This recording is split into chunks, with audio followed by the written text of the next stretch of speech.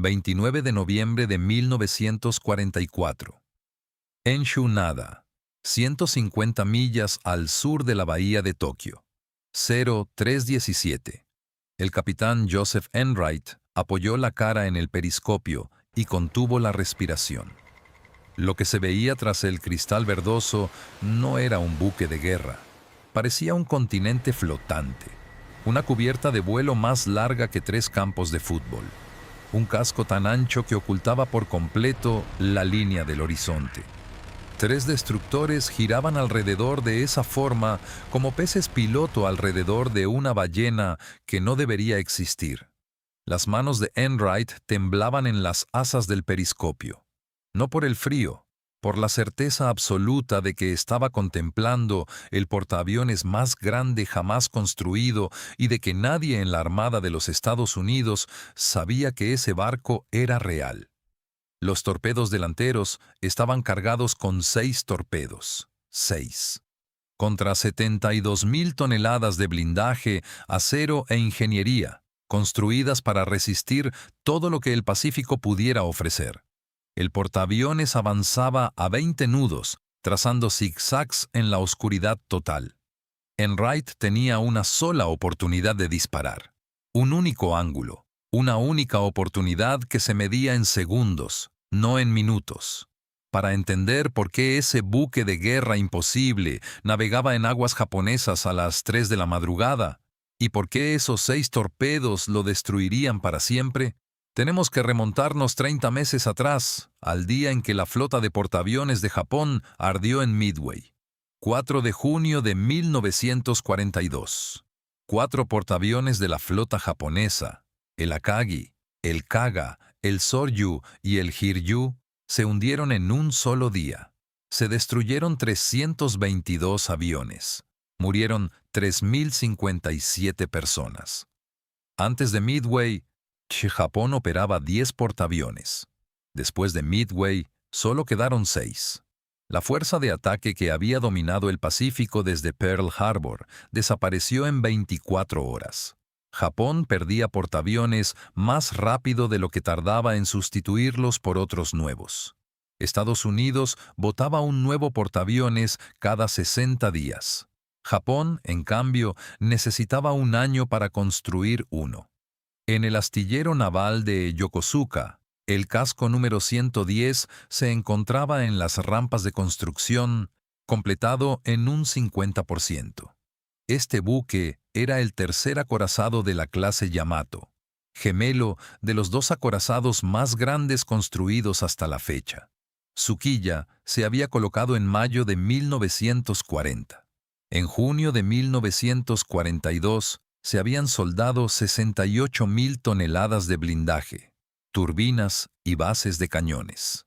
No llegó la orden desde Tokio: detener la construcción del acorazado, convertir el casco número 110 en un portaaviones. Japón no necesitaba torretas de cañones, sino cubiertas de vuelo.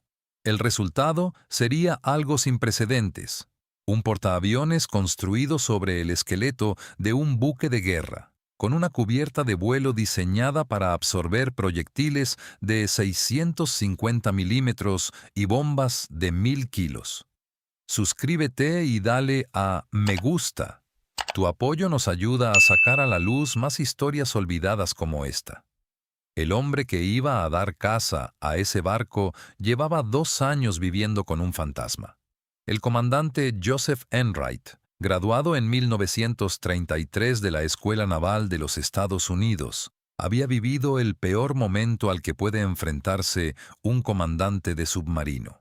En noviembre de 1942, durante su primera patrulla de combate a bordo del USS Dase, me avistó un portaaviones japonés a través de su periscopio. Lo siguió durante horas. Calculó la solución de disparo. El portaaviones cambió de rumbo en el último segundo. Enright dudó durante 3 latidos. El portaaviones se perdió en la oscuridad. En el informe de patrulla escribió: se ha perdido el contacto. El objetivo ha escapado. A continuación, solicitó ser relevado del mando. Detente un momento y piénsalo. Eres el comandante de un submarino.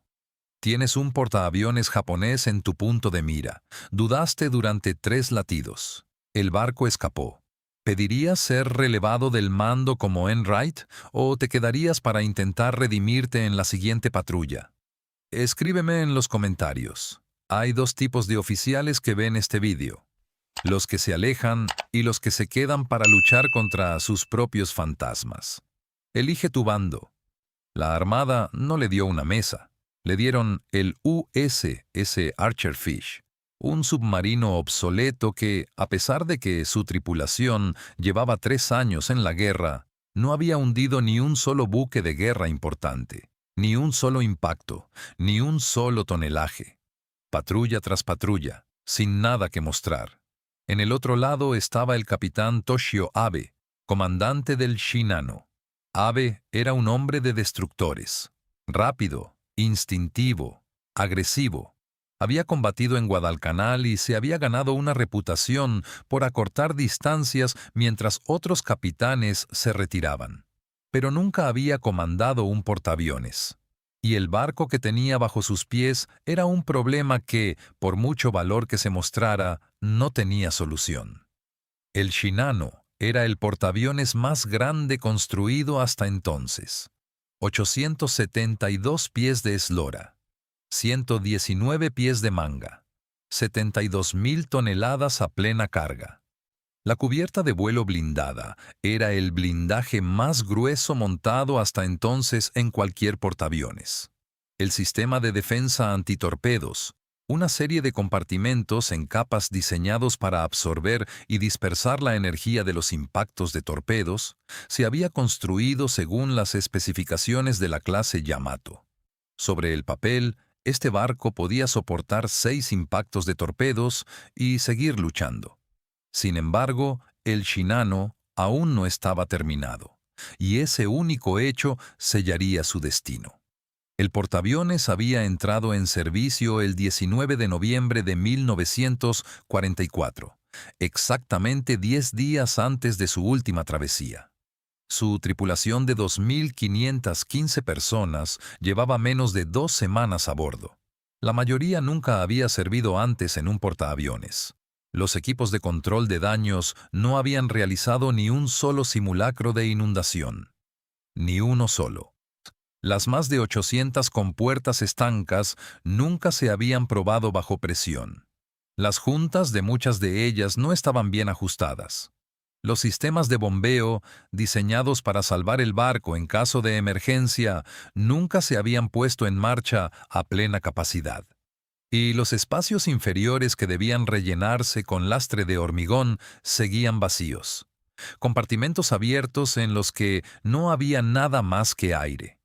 El capitán Abe conocía cada una de estas deficiencias. Había redactado una objeción formal contra la orden de zarpar. Según el programa original, el equipamiento del Shinano se completaría a lo largo del mes de diciembre, y las pruebas de mar a gran escala se realizarían en enero de 1945. Sin embargo, los bombarderos estadounidenses B-29 habían comenzado a bombardear Tokio.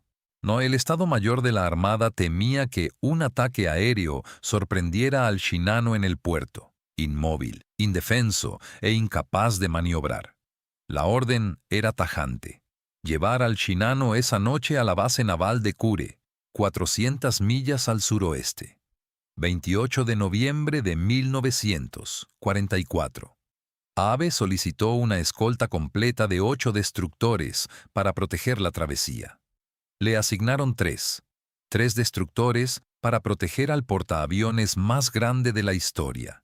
Navegarían por aguas en las que, solo ese año, los submarinos estadounidenses habían hundido más de 200 buques de guerra japoneses.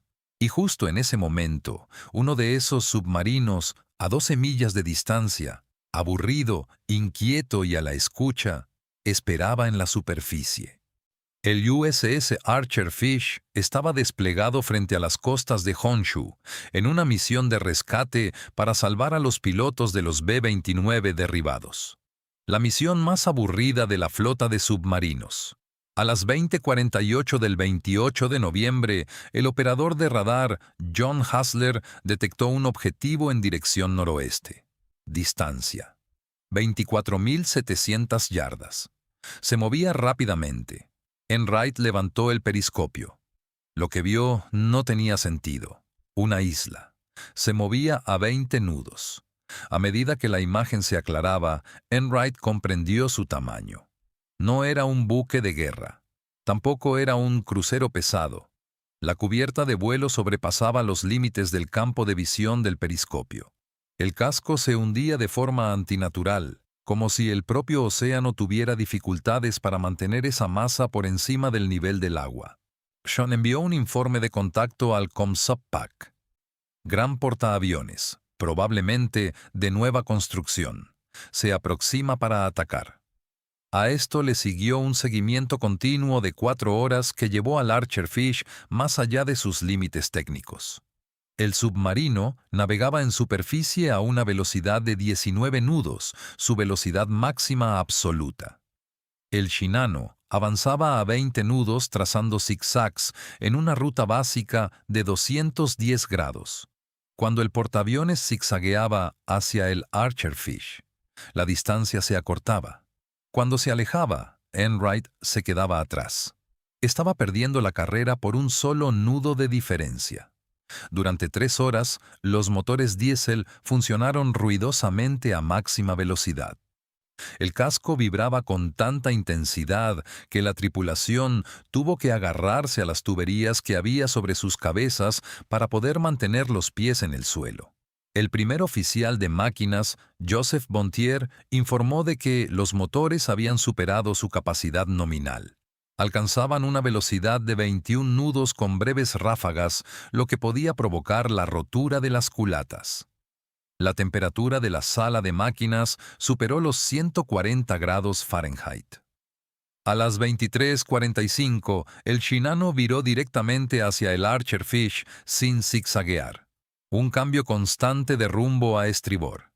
El equipo de sonar del AAB había detectado un contacto más adelante y el AVE reaccionó como lo haría el capitán de un destructor, virando hacia la amenaza para acortar distancias y entrar en combate. Era un instinto acertado para el comandante de un destructor de 2.000 toneladas. Sin embargo, para el comandante de un portaaviones de 72.000 toneladas, fue un instinto fatal. El capitán de un portaaviones cambia de rumbo y deja que los buques de escolta se encarguen del contacto. Abe atacó.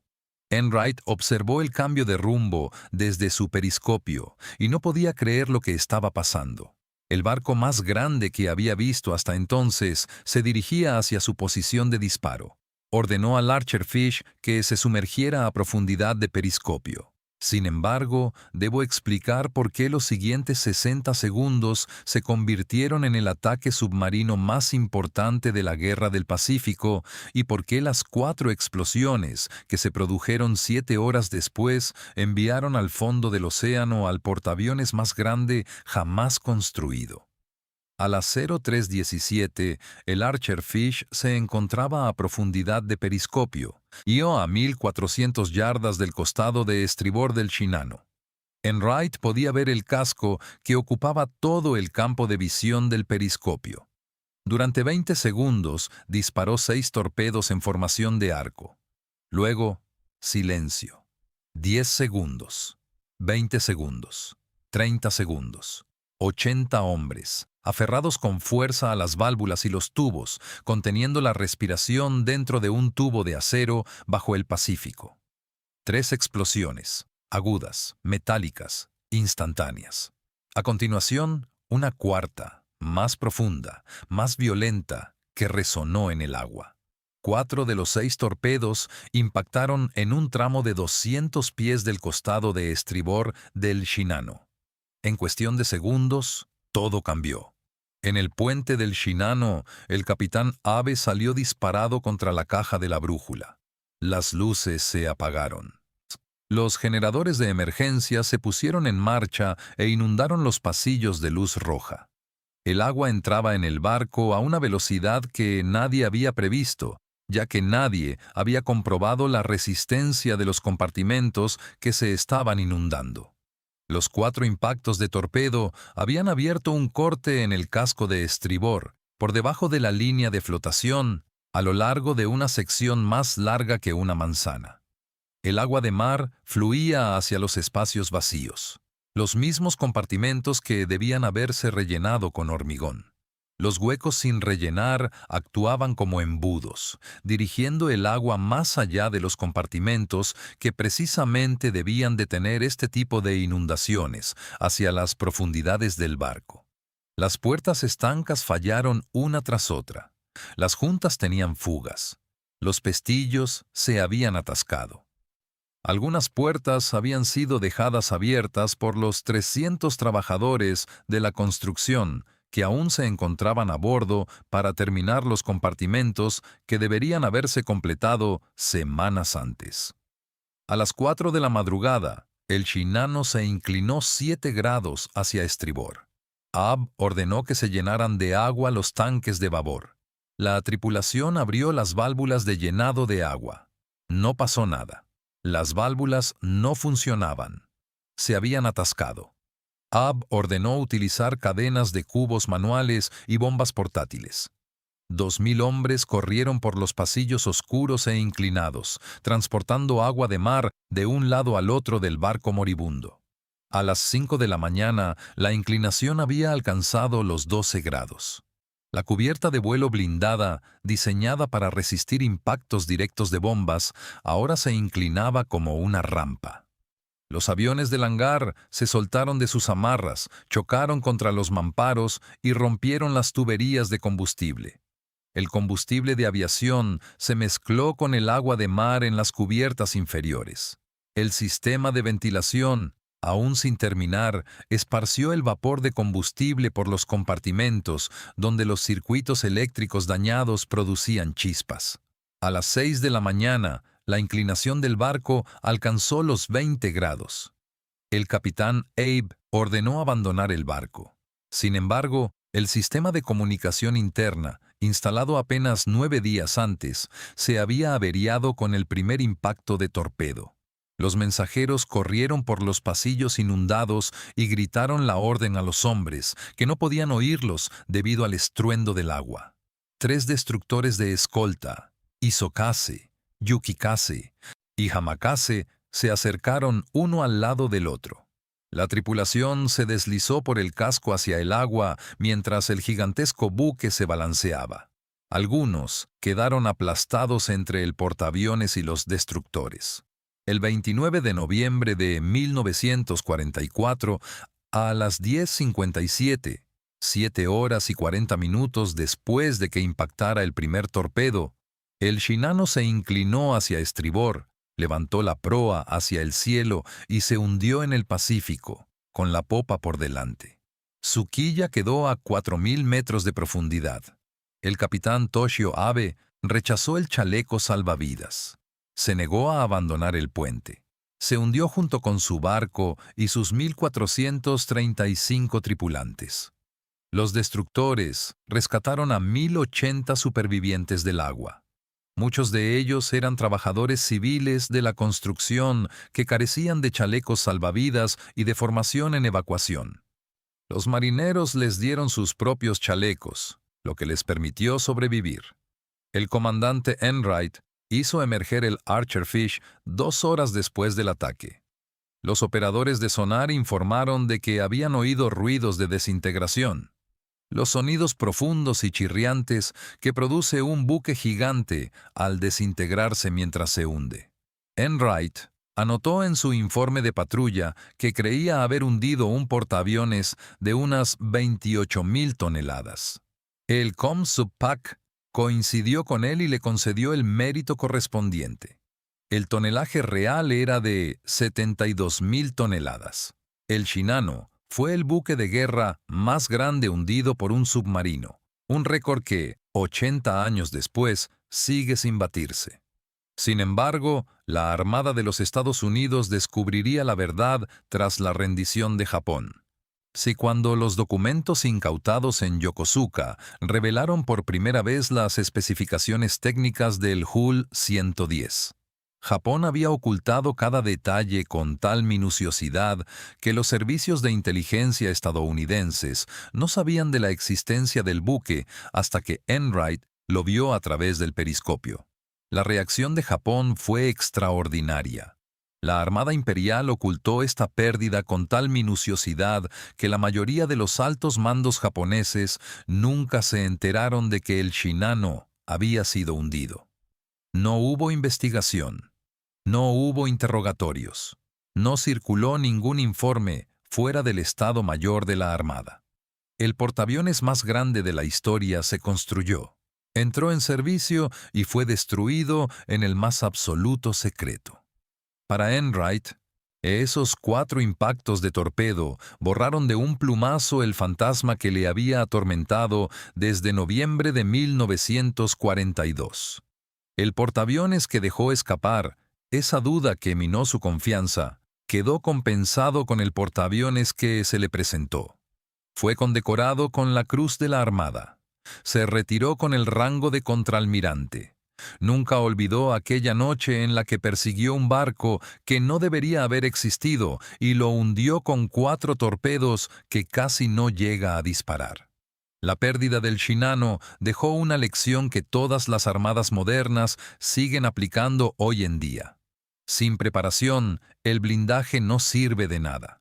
El blindaje más grueso, la defensa antitorpedos más avanzada, los motores más potentes. Si la tripulación no está entrenada, los sistemas no se han probado y el barco no ha demostrado su valía en el mar. Todo queda en papel mojado. El verdadero poder de un barco no se mide en el acero, se mide en el tiempo. La tripulación del Shinano no tuvo ese tiempo, y ninguna maravilla de la ingeniería pudo compensar esa carencia. Hoy en día, la Armada de los Estados Unidos somete a cada nuevo portaaviones a pruebas de aceptación que duran meses. La Armada Real realiza simulacros de inundación deliberada antes de que ningún buque de guerra entre en servicio, hasta que la tripulación sepa por memoria muscular qué hacer en caso de emergencia. Estos procedimientos no son casualidad, son el legado del Shinano. Porque el Shinano demostró una cosa. Quien disparó los torpedos no fue, en realidad, Enright. Fueron los almirantes quienes marcaron el calendario. Fueron los constructores quienes dejaron vacíos los huecos de hormigón. No, fueron los inspectores quienes nunca probaron las puertas. Archer Fish solo apretó el gatillo. El destino del barco ya estaba decidido antes de que zarpara. Se construyó en 3 años. Estuvo en servicio 10 días, se hundió en 7 horas y lleva 80 años enseñando una sola lección. Un barco no es su blindaje. Un barco es su tripulación. Su construcción duró 3 años. Estuvo en servicio 10 días, se hundió en 7 horas y lleva 80 años enseñando una sola lección. Un barco no es solo su blindaje. Un barco es su tripulación. Si te ha gustado esta historia, dale al botón de me gusta y cuéntanos en los comentarios. Si al Capitán Abe se le hubieran dado 2 semanas más para preparar a su tripulación, ¿habría podido el Shinano escapar de esos 4 torpedos? Suscríbete. La próxima historia es aún más increíble.